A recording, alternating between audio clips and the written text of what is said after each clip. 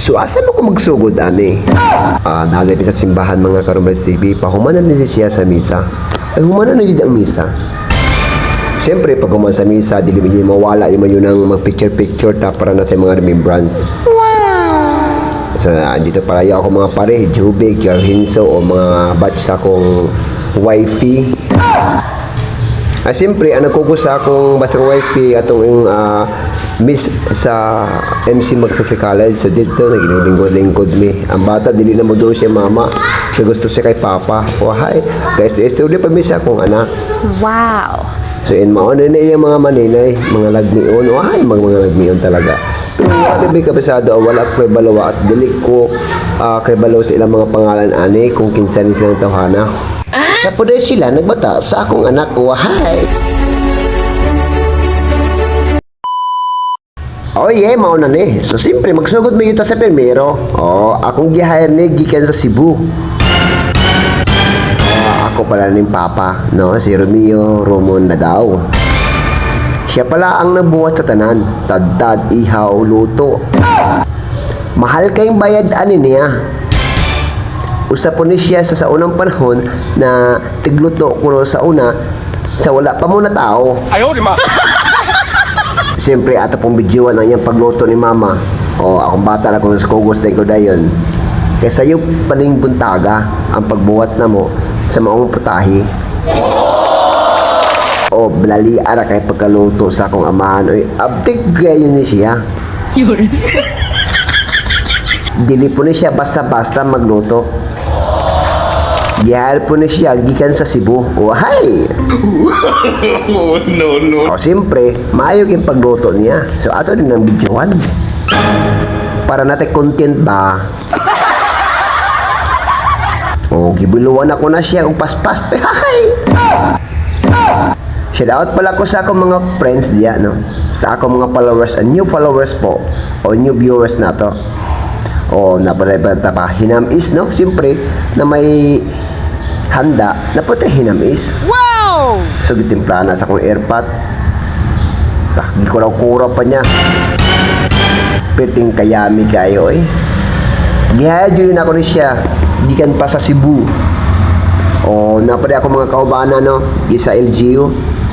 Muna akong kaubana na pinakagwapo sa local government unit. Wahay nako. So, suot po dahil sa kumbinto. Dahil dito sila nagtapok, naglilingkod kay Perting Inita. Kung talagang tao na may ako paumangko na sige nagsayaw-sayaw, kaya nalingaw na siya, kay bunyaga na. So, dulo ito akong anak. Ang nagkugos pala, asawa rin ni Bilpas TV Vlog. Ayang ikugos ako ng anak. Ako bito ng anak. Nakita pa rin ni Kuya Jake and Milk Tea and Stock Bar. Located in Kabubuhan. So, nagnegosyo siya dito. Basta di maka-income siya.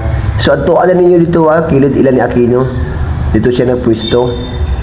Basta sigalamog palit siya mga paninda. Adto na mo dito, ilibre pa mo niya. Panganli ninyo, Romlads TV ang nagingon.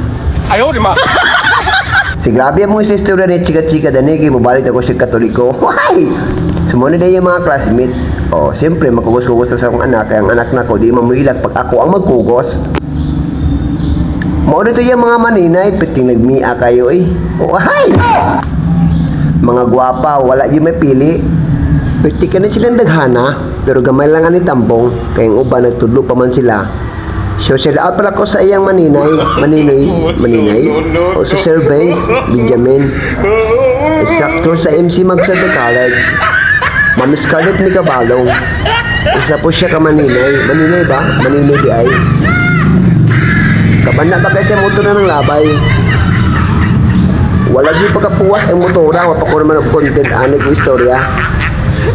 Shout out pala ko kay Sir Elazar. Wala katambong sa atong misa. Mga butan kaya mga maninay. Tabangan di siya paypay. Kagilaka, kagrabe ka init sa iyang pwesto.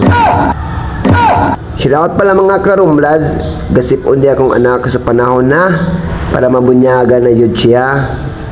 Maudaning pariya ang nag-bendisyon sa kanyang pagbunyag. Bendisyon ba? So, salamat, Father. So, gahilak. So, nag-ilog sila kung gisay mo kugos. So, ako nagigugos ang bata. Kamihilak man sa ilaha. So, sa ako, lang sa mga papa. Kay Papas Girl, magkukuning bataan na. mangita man dyan ni Papa, sa baho ni Papa. Lablab man ko ni Papa, giantos ni Papa ang tanan para lang maoki akong anak, para mabunyagan, para masuportaan akong anak sa tanan-tanan niyang gusto. So papalam pala ako sa kandila. Isa kay wala na ako, gibuhat akong tanan para sa iya. Mauna na niyang baptismal. So siyempre, sa dili pa to ang baptismal, kaya nagumana namin misa, siyempre naman yun yung mga picture-picture nga nga itong buhaton. Bitaw mga karumlas, no? Gisuicide na ko ang tanan. Isa kay gipit na ko sa akong panginabuyan, pero wala ako napapikto. Kaya tungod gusto na ako sa akong anak na provided siya sa gusto na ako mapalit para sa iyaha. Kaya ako na maguning gisudlan, ako na guning buhaton ang tanan. Inana ba yun ang atong ginikanan o sa kamahan? Isakripisyo din yung mga anak para sa imo ha. Ibuhat na ako ang tanan isa pag nagka-resolution ako. O napasalamat pala ako kay Sir Nibnib, isa din pare ko na nagikan sa US. Mano na si JR Hinso. Si Sir Nibnib pala ang naggatag og suporta sa koa. Kitagaan ko niya gamay saktong halaga or gamay na halaga na 1.5 para lang sa mga dako ito kay tabang ang iyang 1.5 na gihatag sa koa para sa mga gamit, no, mga panakot na akong ipamalit. Salamat kayo Sir Nibnib. So nagsugod sila og kaon, so humana na kasing misa. Siyempre magtapok-tapok yun na tapok ko yung mga kauban diya o mo-online akong handa. Kamay naman akong handa, ang ako lang gusto na mabunyagan ng akong anak o akong paumangkon. Siyempre nagkatakanta na sila kaya man naman sila kaon na pala ako mga kauban sa LGU, no, o ako mga kauban sa MC. Nga to, salamat sa panonood sa inyo.